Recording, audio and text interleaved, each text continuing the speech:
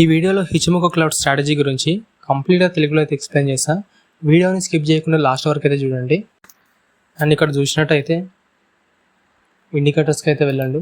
ఇండికేటర్స్లో హిచిమోకో cloud అని అయితే search చేయండి.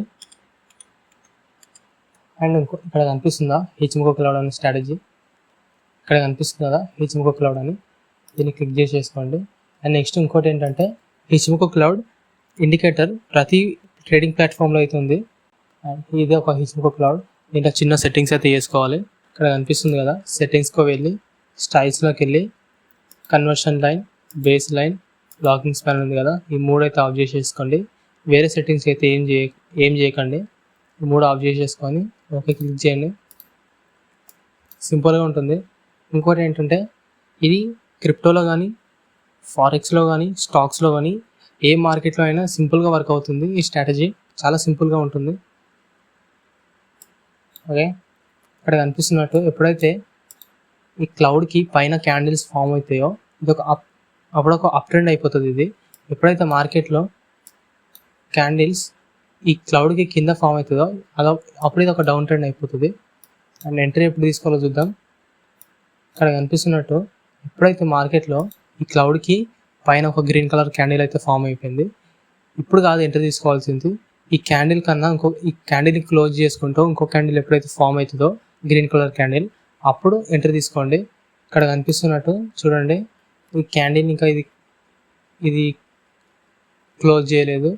ఇక్కడ కనిపిస్తుందా, ఇక్కడైతే ఈ క్యాండిల్ క్లోజ్ చేసింది. ఇక్కడ ఎంట్రీ, ఈ క్యాండిల్ ఫామ్ కాగానే ఎంట్రీ తీసుకోండి.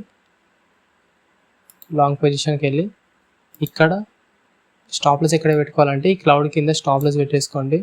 ఓకే, నెక్స్ట్ ఏం చేయాలి, 1:2 తీసుకోండి. ఇక్కడ 1:2 తీసుకున్నాను నేను. చాలా సింపుల్గా అయితే టార్గెట్ అయితే హిట్ అయిపోయింది. మీరు 1:2 తీసుకుంటే ఏంటంటే రిస్క్ కొంచెం తక్కువ ఉంటుంది, చాలా జల్దీ అయితే టార్గెట్ అయితే హిట్ అయిపోతుంది. అలాగే మీకు సేల్ సైడ్ కూడా ఒకసారి ఎలా ఎంట్రీ తీసుకోవాలో చూపిస్తా. ఇక్కడ కనిపిస్తుంది కదా, ఎప్పుడైతే మార్కెట్లో ఈ క్లౌడ్ కింద ఎప్పుడైతే ఒక క్యాండిల్ క్లోజ్ అవుతుందో రెడ్ కలర్ క్యాండిల్, ఆ క్యాండిల్ని ఇంకొక క్యాండిల్ క్లోజ్ కావాలి. అంటే ఎప్పుడైతే ఇలా ఈ క్యాండిల్ ఉందో ఈ క్యాండిల్ని కంప్లీట్గా ఇంకో క్యాండిల్ క్లోజ్ ఇచ్చింది అనుకో, అప్పుడు మీరు ఒక ఎంట్రీ తీసుకోండి. ఇప్పుడు నాకు షార్ట్ సేల్ సైడ్ ఇప్పుడు ఈ క్యాండిల్ ఎక్కడ, ఈ క్యాండిల్ ఈ క్లౌడ్ కింద ఈ క్యాండిల్ క్లోజ్ ఇచ్చింది, ఇక్కడ ఎంట్రీ.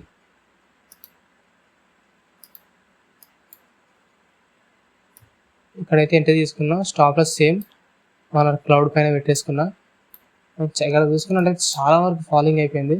కానీ మీరు చేయాల్సింది ఏంటంటే జస్ట్ 1:2 మాత్రమే తీసుకోండి. స్టాప్ లాస్ మీ క్లౌడ్ పైన పెట్టేసుకోండి.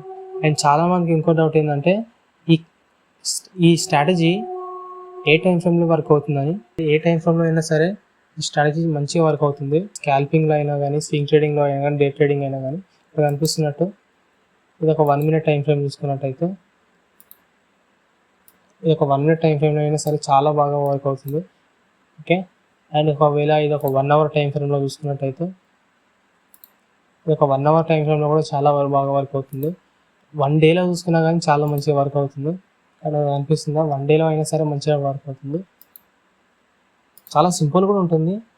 అండ్ ఈ వీడియో మీకు నచ్చినట్టయితే లైక్ చేయండి. ఇలాంటి కంటెంట్ కోసం సబ్స్క్రైబ్ చేసుకోండి. And thank you for watching.